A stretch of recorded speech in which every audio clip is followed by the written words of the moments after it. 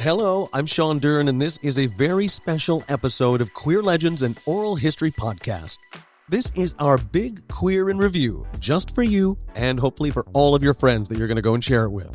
And this is a supersized edition of Queer Legends. It's jam-packed with amazing queer guests from Canada, the US, and the UK. And we're looking back at some of the year's legendary people and moments, and the challenges that are facing queer culture and health. I've also got some big news to tell you about Season 2 of Queer Legends, plus I've got exclusive behind-the-scenes details from the official watch party of the Canada's Drag Race Canada vs. the World finale. They were all in it together, you know what I mean? Like, they were all cheering for each other, clacking fans. Raja O'Hara was running around with a bottle of Patron to give sips to people on the stage. They were just living for each other. That's Gahd, and you're going to hear more from her later about what it was like to host the Drag Race Queens. But before I go giving away too much, I propose we get the Queer Legends of 2022 underway. To start our Queer in Review, I reached out to Canada's leading LGBTQ2S+ media organization, Extra Magazine. Extra is published by Pink Triangle Press, and they've been around since 1971, and they were started to help advance the struggle of sexual liberation in Canada. And my first guest is Mel Woods. They are Extra Magazine's senior culture editor, and I started our chat wanting to know what's really caught their eye as being legendary in 2022. I mean, there's so many things. I think that in reflecting on the past year, take Drag Race, for example. It was bigger than ever. It was kind of the first year that Drag Race kind of truly became like a global phenomenon. And I talk about this often with our Extras Drag Race writer, Kevin O'Keefe, that like now it's become this kind of juggernaut that's expanded beyond even other reality TV. Like this series that ostensibly started off as a, knockoff of America's Next Top Model is now like bigger than any of those things ever could have imagined to be. It's like bigger than American Idol. It's like truly global. And I think that's really fascinating to see how it's kind of expanded itself beyond the reach of just RuPaul and all of the baggage that RuPaul comes with.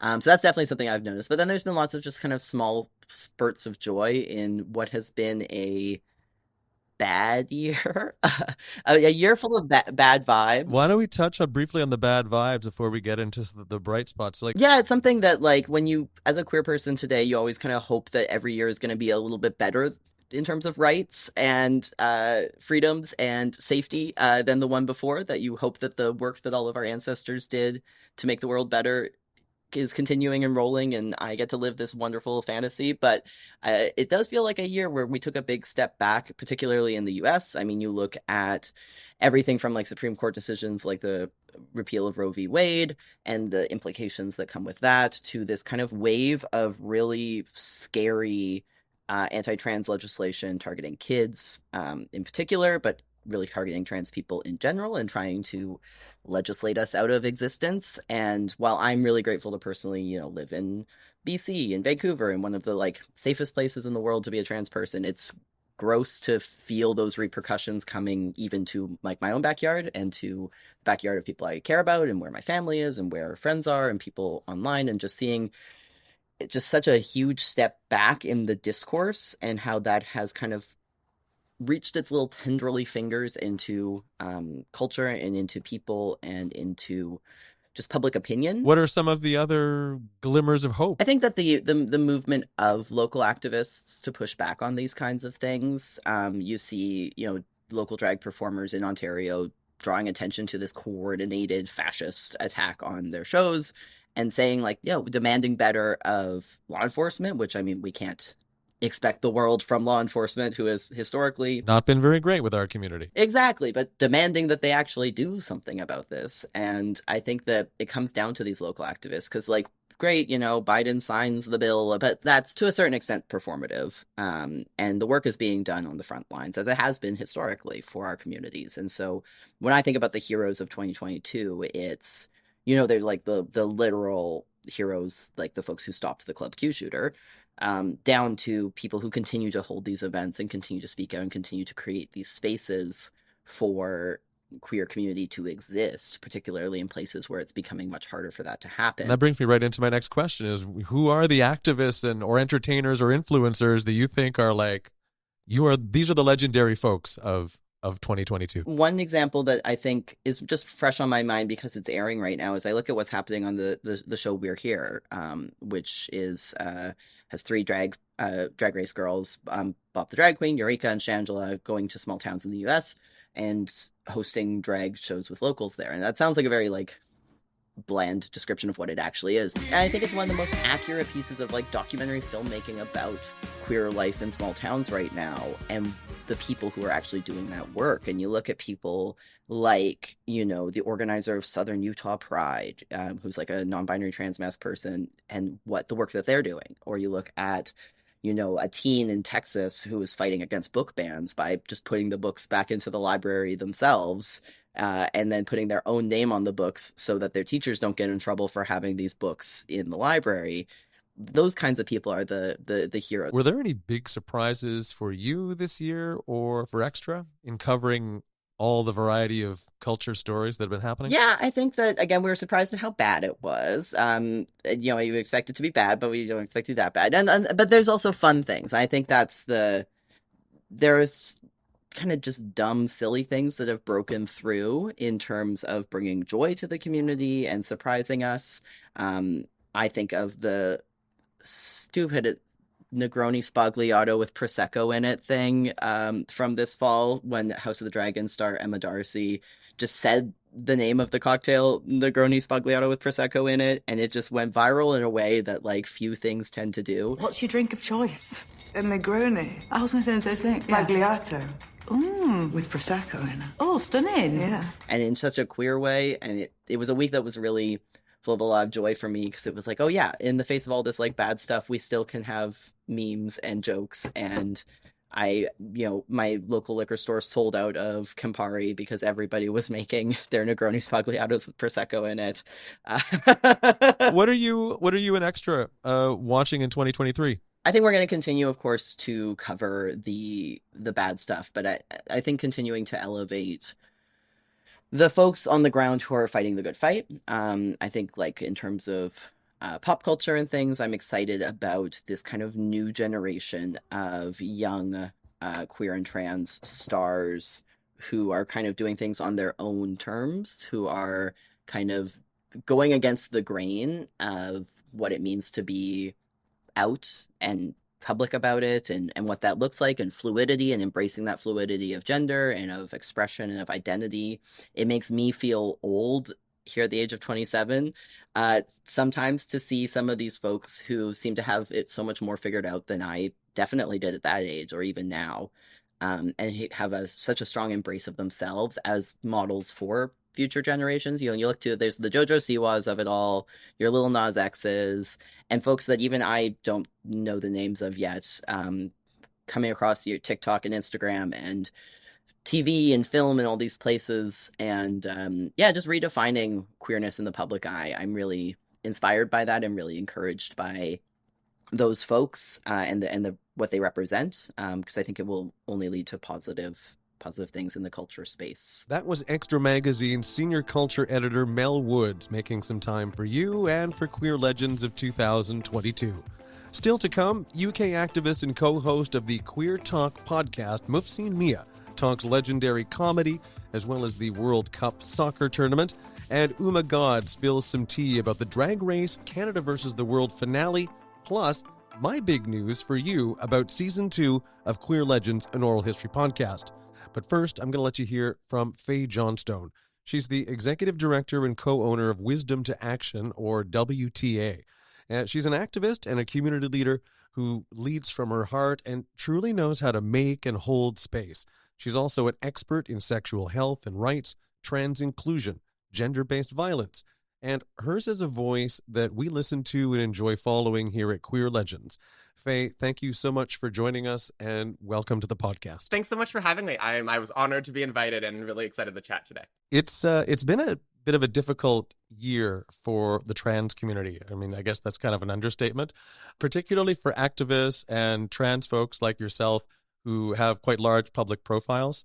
So I want to thank you first for everything that you're doing for the community right now. And I just wanted to ask you, what stands out in 2022? I mean, I think you synthesized it in the perfect way, right? It's been a rough year. I think we've seen, an unprecedented, and I know that we all hate that word, but an unprecedented surge in anti-trans hate.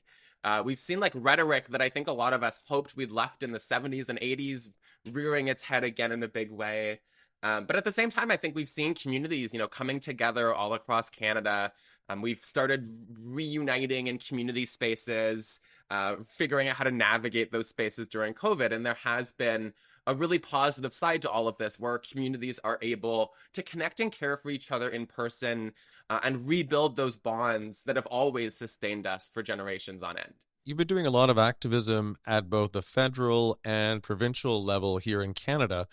How have you been able to get folks listening differently or thinking about inclusion a lot better? Because that's been a sort of a big deal for you this year. We've been having to adapt, like, how do you reach people, especially when folks are like quite burnt out, I think, at this stage, and when there's so many crises all around us that we're, managing at the exact same time, and the world is ending, but it's also not ended, and we're in this like weird in-between place.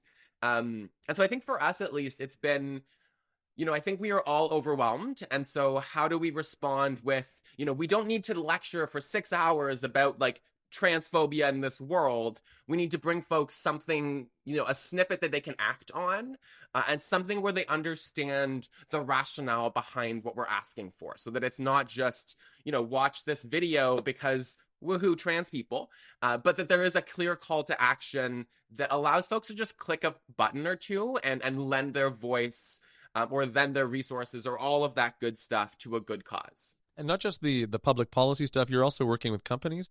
Yeah, we've been, the most entertaining part of 2022 for me has been working with utility companies. So like every stereotype you can imagine, and I say this with love to them now, but white, mostly male, tradesmen, utility, like these are the folks who go underground to fix all of the things that keep our lives cozy. And working with them around gender and sexual diversity has been absolutely hilarious. And also actually forced me as an educator to change how I approach the work. Because I think we walk into those kinds of rooms with a lot of assumptions of our own, and actually being able to connect with, a dad who, he's got a working class family. He got his first job when he had to help put food on the table for his family as a kid. His world is so different in many ways than my own. And I've really enjoyed like seeing how we can build bridges and connections, even with folks who we imagine are so different from ourselves. What is your moment of queer joy that you're going to remember from 2022? I really think, Pride coming back was actually like one of the most heartwarming moments I had. Like when the Ottawa parade happened, I went downtown, I like got up so I could have a view of the parade as it was going by. And there was just like an unexpected outpouring of emotion from me and I think everyone there as we realize how much we've missed this. And just the chance to like run into a whole bunch of gay folks and just like have a good time and see friends I hadn't seen in 2-3 years. I think the return of Pride, I don't know how I would have survived another year of this without my Pride parade and everything around it coming back to us. That's a really good point. It was like that here in Montreal as well. Fae, listen, thank you so much for your time today. Good luck in the new year. Have a wonderful new year, and same to everyone over at Wisdom to Action. Awesome. Thanks so much. And again, it was an honor to be here with you.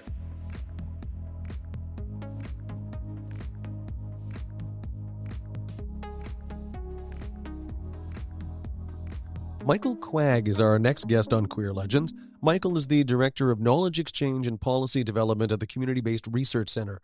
CBRC promotes better health for people of diverse sexualities and genders, and while you may not know them by name, there's a good chance that you have filled out a survey of theirs at Pride in a recent year, including the Sex Now, Investigators, the Test Now, or the Our Health surveys. CBRC has a big impact on public health, or rather public policy as well. This year, their data played a big role in supporting the Canadian ban on conversion therapy, the rollout of at-home HIV testing, and CBRC played a role in the rebranding of Mpox, the disease formerly known as monkeypox, with a name that has a lot less stigma attached to it. Michael, it was a big year for health issues. Thank you so much for joining us. And what are your picks for legendary queer health issues in 2022? I definitely agree. 2022 was a year chock full of, big stories impacting our communities. A lot of it, in terms of health impacts. But when we think about the health of our communities, that really can encompass so many different things. And so when I think about the start of the year, one of the biggest stories which continued to be a source of conversation over the year was the federal conversion therapy ban that went into force at the beginning of the year, passed unanimously somehow by a rare sort of moment of collaboration in Parliament. It's an oxymoron, but it was I think it just threw everyone by surprise what happened late last year, and the Conservatives just seemingly out of nowhere just dropping their opposition, or at least that's what it seemed like. Of course, this is political theater, and there was so much more that was happening behind the scenes that we learned about later on in the year. But starting out the year with a really good news story like that was, one of the ways in which I'm going to remember 2022.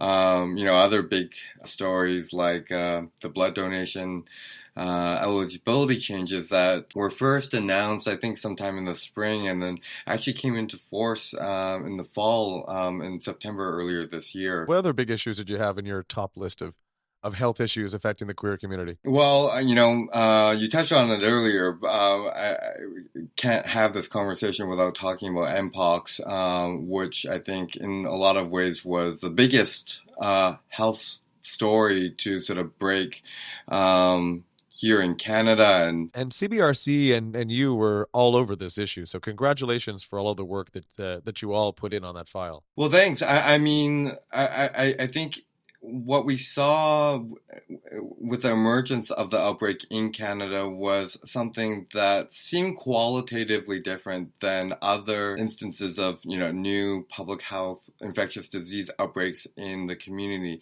We really saw this early collaboration between community and public health and government in a lot of ways. Whereas in the past, governments have been quite slow and not proactive at all in engaging community around what was happening. But, we had public health leaders who really pushed for a meaningful community role. And so that certainly helped with things. And, this was an important moment and crisis that, we felt very compelled to get involved in ways in terms of getting information out there, but also in terms of advocacy, pushing governments to address some of the gaps in the response. It was great to see a really robust and quick effort to get vaccinations rolled out and get information out there. But, there were gaps in the response. And, that includes things like providing support for people who actually need to isolate because of Mpox infections. That's unfortunately a gap that still exists for Mpox and other infectious diseases. It was really heartening to see. I'm here in Montreal, and it was heartening to see that in the lead up to our Pride celebrations, that there were clinics available to get vaccinated. There were on the street, people were going up and down. Drag queens were going up and down the street, giving out pamphlets where to go, and there was all these drop-ins and things. That was far different from when I think back to my coming out during the gay men's health crisis of the 1990s and 80s. It was fantastic to see how quickly folks did come together in Toronto as well.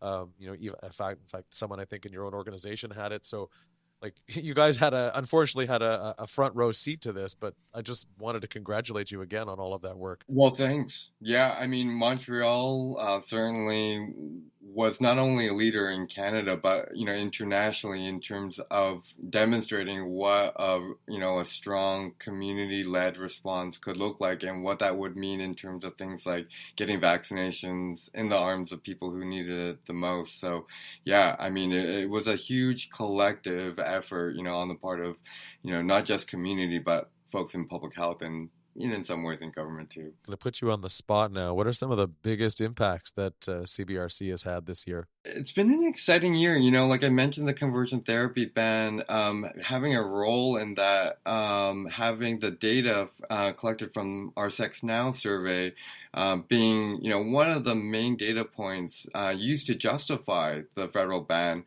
and seeing that in there, I think, you know, was definitely a proud moment for us. Kind of ditto for the Canadian Blood Services policy change around the blood donation eligibility criteria. I mean, we've been, you know, we've been a CBS funded org, helping to contribute new research and data to support, you know, a more inclusive, equal approach for blood donations in Canada. And so to see, you know, the research that we've been doing to help, you know, influence that positive change has been super gratifying.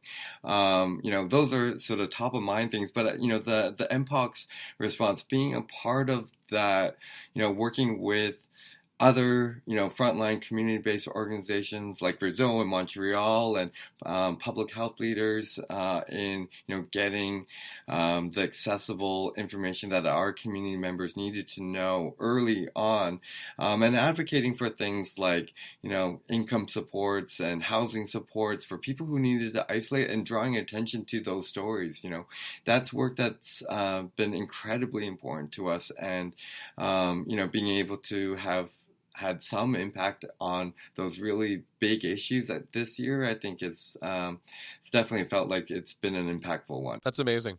Thank you so much for your time, and congratulations on all the work you've been doing this year. And let's do it again next year, and we'll find out what you've been up to in 2023. I'm already looking forward to it.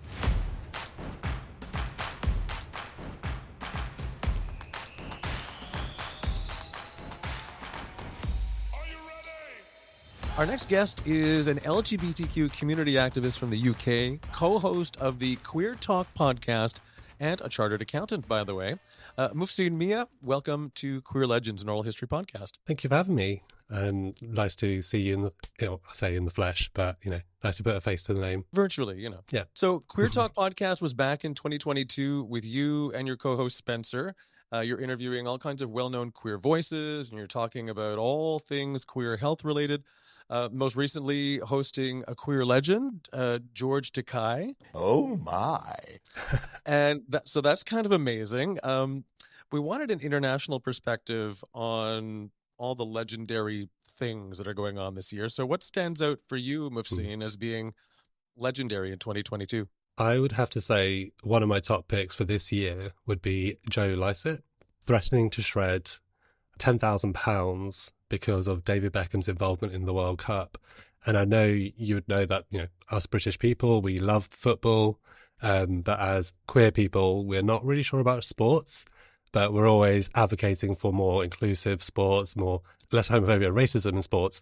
So when it comes to the World Cup being hosted in Qatar, we are definitely shouting down on, you know, human rights issues over there, and kind of what Joe Lycett did, which I think is just absolutely legendary. If you don't know the comedian, he's so funny. This is a message to David Beckham.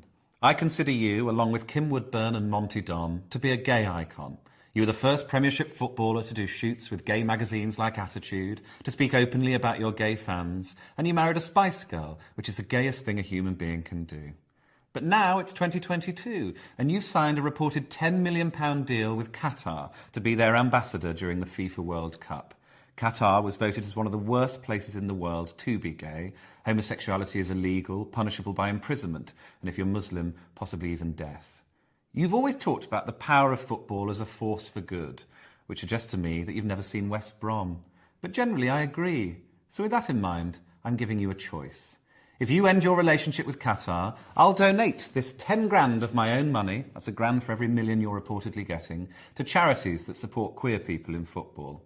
However, if you do not, at midday next Sunday, I will throw this money into a shredder just before the opening ceremony of the World Cup and stream it live on a website I've registered called benderslikebeckham.com. Not just the money, but also your status as a gay icon will be shredded. You'll be forcing me to commit a crime. Although even then, I reckon I'll get off more likely than I would if I got caught whacking off a lad in Doha. It was such a great publicity stunt, and you know, he followed through. He followed through. And I think that was just kind of a moment where you can see that there's so much frustration, especially around Qatar holding the World Cup, that, you know, we need some publicity stunts to get our point across sometimes. But it was also quite entertaining to watch on the sidelines on social media. What was the reaction at home? It's such a waste. Look, it's got us all talking about Joe Lycett. Did he really shred that kind of money? Blew up the internet. All right, you slugs. Mummy's got a job to do. Everyone was loving it. Everyone was retweeting that moment, but also you sometimes get criticism because, you know, the real issues there are Qatari people who are, you know, persecuted for being gay. It's illegal to be gay in Qatar. As we know, it's illegal to be gay in many countries. Like, my parents are from Bangladesh. It's also illegal to be gay there. And it could sometimes be seen as like a publicity stunt where, you know, a white person is centering themselves in these issues. But often, you know, on social media, you do need celebrities to kind of, you know, shout out about these issues. Otherwise, it won't get traction. But there was a lot of support for it, and I think, you know, it did the job. A lot of media coverage, and that's what we need. We need people to talk about these issues. Otherwise, a lot of people would just enjoy the football and pretend, you know, turn a blind eye to human rights. We have a very similar problem here in Canada with hockey, men's hockey especially. Our own sports organization, Hockey Canada, is embroiled in a huge scandal with regards to sexual misconduct and just supporting of toxic masculinity, homophobia, racism, and this sort of boys will be boys attitude, I guess. But if you want a good role model for sports, just look at women's football, honestly. There's so many queer women in women's football. And that's where a lot of the role models are at the moment. And it's a lot more entertaining to watch, I got to say. Yeah. You're a judge at the Queer Student Awards. Yeah. That event sounds amazing, by the way. Legendary, even. Could you tell me and our listeners a little bit more about what that event is? In the UK, we have prides across the country. We have Pride in London. I was a director of Pride in London a few years ago. And also we have National Student Pride. So, my friend Tom Guy, he started National Student Pride many years ago in Brighton, and, you know, it's grown and grown to London, and now we have student awards, so where we celebrate the graduates and the students who have done amazing things in these universities. Often it's the LGBT groups or in certain individuals, and you see like the young energy these days. And I say young, and I'm 31, but, you know, some of these kids have just like, I was like, I could not do that when I was 20. I didn't even think about doing some of this stuff. What are some of the things that they're doing that have you kind of like mind blown? So Spencer and I did present the student awards. We got to meet Juno Dawson, which is amazing, brilliant writer. And we also did have a look through all the nominations and some of the stuff they're doing. So like people are writing guidance on how schools and unions should word things so it's gender neutral, or guidance to students to how to treat trans colleagues. So it's all these things that I just didn't have when I was younger, and I think it's amazing that students are leading it. So yeah, Student Prize is great. Listen, thanks for joining me, Mufseen. I really appreciate you taking the time in the busy holiday mayhem. The Queer Talk podcast is awesome. Folks looking for a great holiday listen have 43 episodes that you can help bring some queer joy into your life with. And listen, subscribe, and you can find them on all the major channels, and tell all your friends. Thank you. Thank you so much for having me.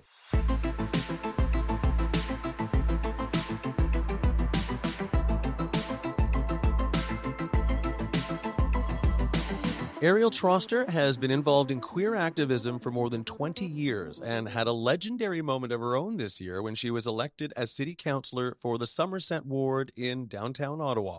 A longtime volunteer with many organizations, Ariel helps sponsor and support refugees and asylum seekers with Rainbow Haven. She's also helped hundreds of people book vaccine appointments throughout the pandemic. And she joins me today from the capital of Canada with some reflections on legendary moments in 2022. But first, I'm excited to celebrate your own little achievement this year. Not so little, in fact.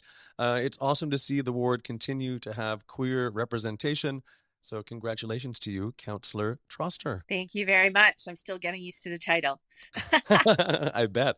What tops your lists of legendary moments in 2022? Wow, it's been quite a year. So the first legendary moment for me has been seeing the incredible solidarity with LGBTQIS youth and the drag community. We've seen a really horrendous outpouring of rage and of harassment, specifically targeted at family-friendly queer and trans events, specifically family-friendly drag story hours. I organized one of those a few years ago. It was great fun. It's all about, you know, intergenerational queer mentorship and costuming and fun for kids. And also it's a great space for families like mine and like many other families I know. We had something like that in my home community this summer, and there were threats against it, and the police had to be there. Yeah, well, we first saw inklings of this it was about 3 years ago. There was a drag story hour in Bell's Corner, so suburban Ottawa, and a couple of fundamentalist streamers showed up, filmed the families without their consent, tried to make a political statement about it. And then the next day, we had incredible solidarity. We mobilized the community to basically protect the queer family picnic that was happening outdoors the next day. It was great. We had like dykes on bikes. We had like former military people show up, and protect. And so, this to me is very similar to the legacy of abortion clinic escorts, which is something that happened in Canada and also the US, where people just really show up to defend their community in a peaceful way and to allow these events to continue. It makes me enormously sad to see this happening. This is such a backslide, something, as you mentioned, I've been involved in queer and trans activism for more than 20 years. I have a 10-year-old daughter. Her entire class is entirely queer literate. I never anticipated this kind of backlash. I know I should have, but I'm an optimist.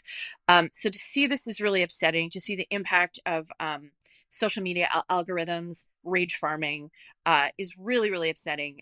But each and every time there have been attempts to foment hate, the community has shown up all over Canada. I'm really proud of that. And so for me, those drag queens that are holding those events, those community members that are showing up to make sure that those events can happen, to me, that's a seriously legendary moment that keeps happening. So I want to encourage our community to keep showing up and keep throwing these events. This will pass. Drag is forever. Our community is forever. Yes, Queen. Drag is forever. You said it. Any other moments besides drag? I mean, drag is in fact, one of the huge topics that most of the guests have raised on this episode. And as they were back in the day, as it were, they have been drag queens, and trans women and men and drag kings have been the foot Absolutely. soldiers. And it's always the people that are the most visible in their queerness or in their transness that are the ones who are targeted, and they deserve our solidarity in their defense. I can slip in and out of business clothes. I'm a lipstick wearing dyke. I can conform in lots of ways. I don't do that intentionally. But for folks who are gender non-conforming, who are part of that performance community, who are big and bold on a daily basis, I want them to keep shining brightly, and we need to show up for them. So to me, that's really exciting. My other major legendary moment, again, I'm not a huge sports fan, but I've been following the story of Brittany Griner really closely. Yes. For a lot of people who don't know, Brittany Griner is a WNBA player, an incredible basketball player, a Black queer woman, married to a woman. And she was imprisoned in Russia for the better part of a year for supposedly having a trace amount of cannabis oil in a vape pen. And it turned into this huge political story. And the way she was released was through a prisoner exchange. And President Biden, made that exchange happen before Christmas. Part of the story that people don't talk about is the reason she was in Russia in the first place was because women professional athletes make a pittance compared to male professional athletes. So in their off season, a lot of them go and play in Russia. So ironically, she was in Russia to work, to make money, and then she was imprisoned. And I can only imagine what it's like to be a queer Black American woman in jail in Russia. I was going to say, especially American in a time like this, when Russia's at war with Ukraine and the US is obviously supporting Ukraine. So, I definitely cheered when I saw that she was coming home before Christmas. I just thought, oh my gosh, it's doubly more dangerous when openly queer people are imprisoned for whatever reason around the world. So that was definitely part of the story for me. Quickly, before we run out of time, what is a moment of queer joy that you're going to remember from 2022? Oh my goodness, moment of queer joy. I got to take a Syrian newcomer LGBTQ family to the first Pride. That was actually a year ago. I had COVID during this Pride, but the year before I got to take them, and it was really, really wonderful. Being able to see this family thrive in Canada has been my moment of queer joy. Certainly winning an election for me as an queer woman in Ottawa, where I was unapologetic about who I am, was a huge moment of joy too. And I also had a moment of sorrow. A wonderful man named Kimani Kagia, who was also one of the queer newcomers that the group I work with sponsored. He came to Canada from Kenya with his then partner, who was Ethiopian, fleeing LGBTQ persecution. An incredible, wonderful young man, a long distance runner who also got involved in helping other queer refugees to Canada. He died very suddenly before Christmas. Just a shocking loss. Yeah. So, there's joy, there's devastation, but we keep going. For me, the joy that you see when people get off that plane and know that they're here safe in Canada as a queer trans person for the first time it keeps me connected to the work. It's something I'll never forget. So in Kimani's honor, we're going to keep doing the work and hope to bring more folks like him to the community here. That's amazing. Thanks so much, Ariel. Thanks for your time. And just want to wish you all the best in 2023. Thank you. You too.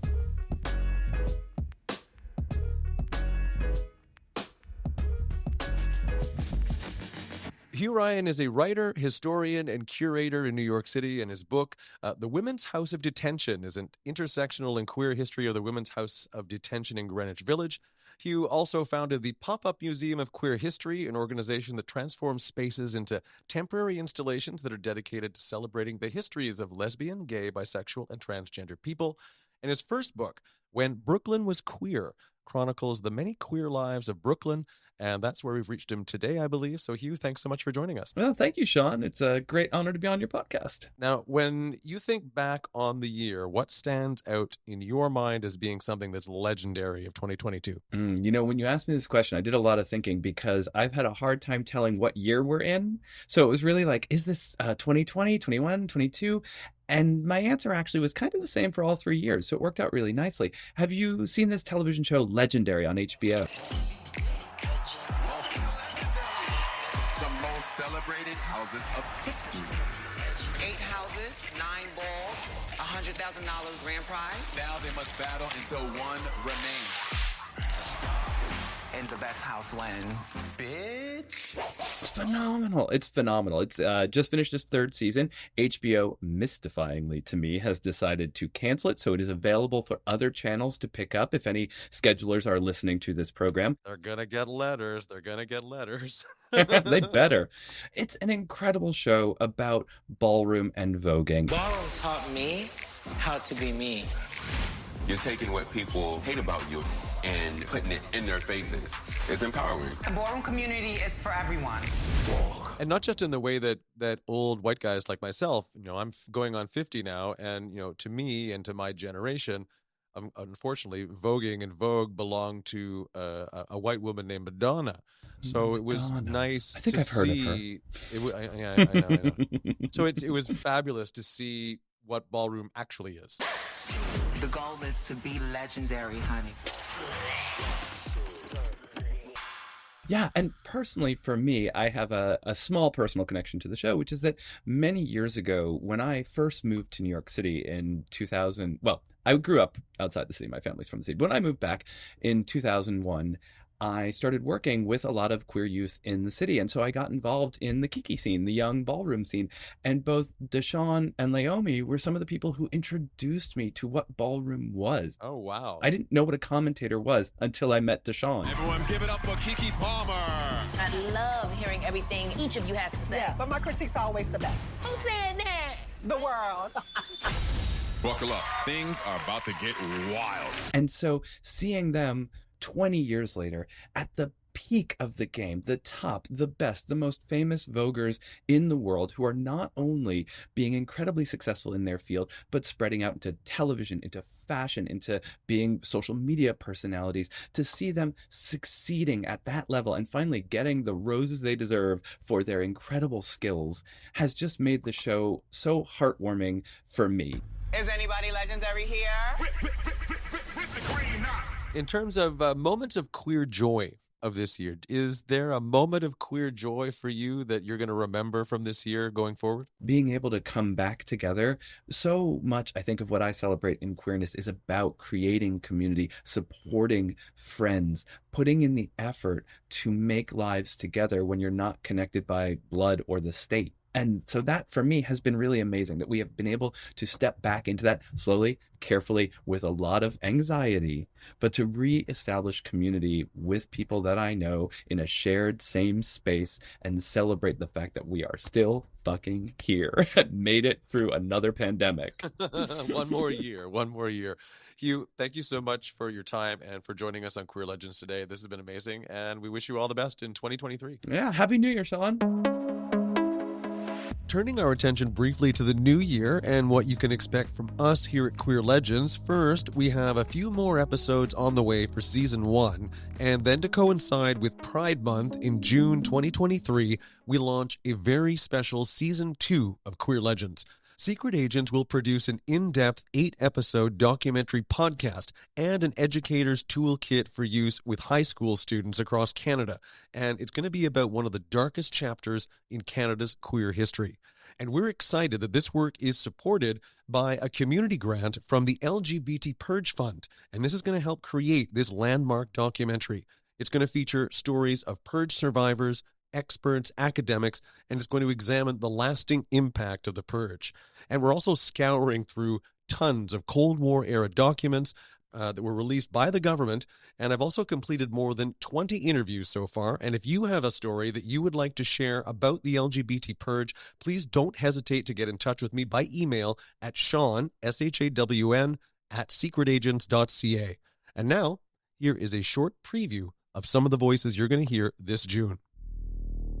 Reds, queers, they're all the same. They're all a security risk. They're traitors to their country, blah, blah, blah. Queers were considered a threat to national security. The RCMP was working under the direction of the Prime Minister, and he participated in the cover-up. I was living with fear, and it consumed my every waking moment and decision. When that guy put me in that unmarked car, I thought I was going to be beaten up somewhere, like in some bush. In my career in the 1990s, senior officers were part of the problem. This RCMP interrogation was really part and parcel of the gay purge. If I was so good at my job, well then how could they possibly do without me? I told the military I was gay, and then before you knew it, they were sending me home. You can't give someone back the life they would have had if this hadn't happened to them. This is how the government thought about us? This is what they wrote about us? How could this be?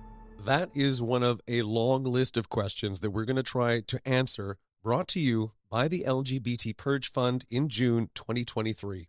And we're going to wrap up this Queer Legends Queer in Review with a little gift for you. It's a backstage recap from the Queen who hosted all of the Queens at the live watch party and coronation of the Canada's Drag Race, Canada versus the World finale. So please enjoy my conversation with Gahd. It was amazing. I mean, like, right off the bat, I completely was imagining a different theater. So when I arrived, we walked onto the stage and I got to see all of those red seats that go all the way to the back of the room. And it's the huge, gorgeous cornices and lighting and everything. And my jaw just dropped and I was like, I can't believe I'm here. How many people were there last night for this party? So, if I remember properly, there's 1,300 seats, and we sold out in 4 days. That's amazing. What can you tell me about behind the scenes? What was the energy? What can you tell me about the Queens, the Final Four? Everyone was there except Isis. Isis was in Ottawa watching with her family, doing her own watch party, but everybody else from the international stars were there, and it was so lovely. Everybody was so relaxed. Everybody was having such a great time. They were, talking with the local artists as well. They were super, super, easygoing. There was nothing going on backstage. We had such a great time. When we started, we weren't even sure how it was going to work out because we couldn't stream from Crave because it detected that we had a projector, so it would black out the screen. Oh no, I didn't even know that was a thing. Oh yeah. Technology is wild. We're living in the future, baby. So at one point I was talking to Rita and I was like, listen, if the screen is black but the audio is still there, you're all here. Why don't you all act out whatever is happening? They don't know what the edit is. They don't know what finally made it into the episode. But I was like, all of you will be on stage. All of you are going to act the episode out, and you're going to do a lip sync to the audio. And I'm going to play Brooklyn Heights.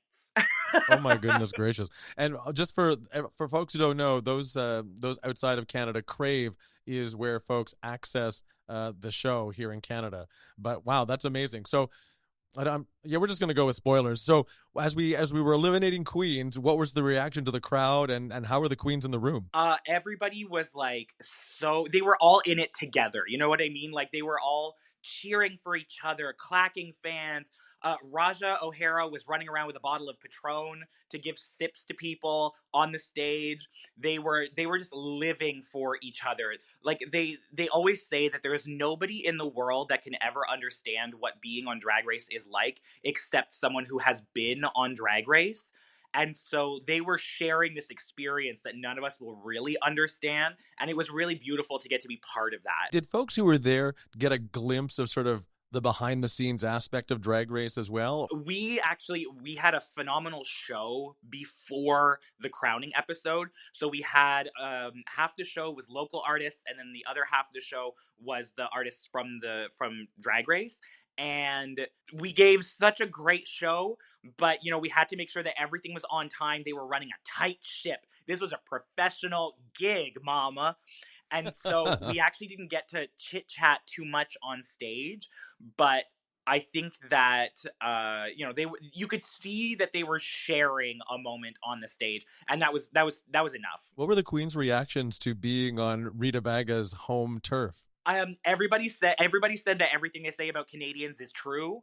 So one, that we're all very polite, and two, it was a nightmare of a snowstorm last night, so everyone was freezing. Anita Wiglet, she had like this tiny little puffer jacket, and when I say that, I mean like what we would consider like, late March kind of jacket. Oh, spring. It's light spring jacket. Oh, yeah, a light spring jacket, exactly. And a little hoodie. And she was like, I have to walk to the hotel now. And we were like, absolutely not. I'm guessing most of the drag queens all the queens who were in town are still stuck in town? No, actually, we found out that as far as we know, everybody who had to make it out of town made it out of town. There's a couple that have stayed over for a couple of days, but that was the plan. What was the biggest highlight from last night? Well, one of the biggest things, and this was something that was really special because on the episode, for anyone that's watched it, again, spoilers, on the episode when the queens are being asked, with the photo in front of them, what do you have to tell? And this time they said to future you. And Victoria Scone said, well, future me really, really wants to look forward, and I want to be with my partner for a long, long time, so... And then she looks at the camera and says, Danny, will you marry me?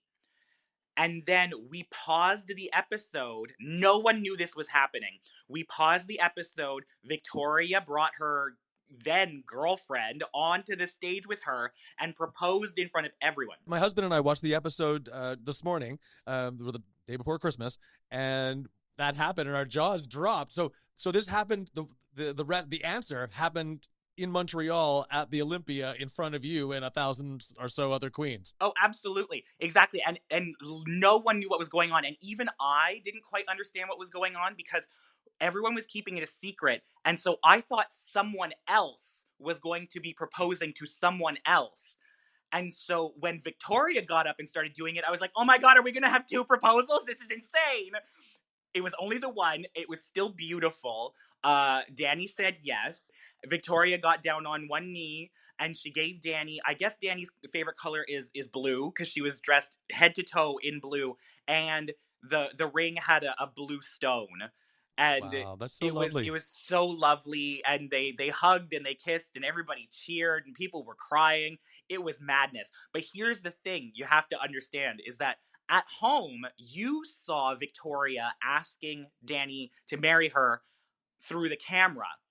They filmed that 8 months ago. Wow. She's been holding that in, planning this very moment for 8 months. That's if that's not lesbian, commitment, I don't know what is. This sounds like that was not only the highlight, but the moment of queer joy for the night.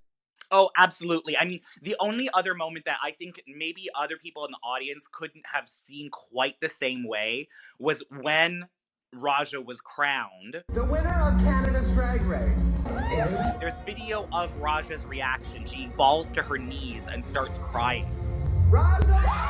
And you can see me in the background looking like a complete dunce. Because I wanted to run over and like comfort her, but like it's not my place. These are my colleagues, but like this is their moment. It's not my job. And then I'm also trying to watch everything that's happening on stage and in the audience, because when I'm hosting, I need to know what's going on everywhere. I'm trying to stay out of the view of the photographers. So I'm like in the background standing there like a dunce, like I don't know what's going on. But the most beautiful part was we were waiting to give Raja her crown when she sat up. But right before we did, Silky ran across the stage, grabs the crown, puts it right on Raja's head. And before I could even blink, every one of the queens on stage had pulled out a bobby pin from their wig to secure the crown to Raja's head. And I wanted to cry. That sounds lovely. I hope that makes it into some kind of final cut on online or like on the show or next season or something or other. Listen, Uma, thank you so much for your time and your enthusiasm. And gosh, that was a lucky backstage seat, eh? Thanks for everything. And thanks for doing this, and Happy New Year. It was my pleasure. Happy New Year. God bless. Happy New Year, and thank you for listening. This Queer in Review episode was researched and written by Ian Capstick. Recording, hosting, and technical production by me, Sean Dern, and Ian is also the executive producer as well as my awesome husband. Queer Legends, an oral history podcast, is a Secret Agents production available on Apple Podcasts, Spotify, and wherever you go for great storytelling.